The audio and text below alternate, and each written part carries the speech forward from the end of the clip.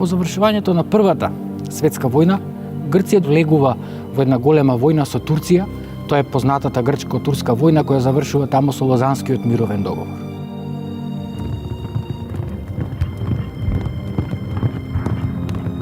Истото се случува и после 45-та година. Грција влегува во внатрешниот виор на граѓанската војна и на длабокиот идеолошки судир помеѓу левите и десните политички струи внатре во рамките на грчкото општество.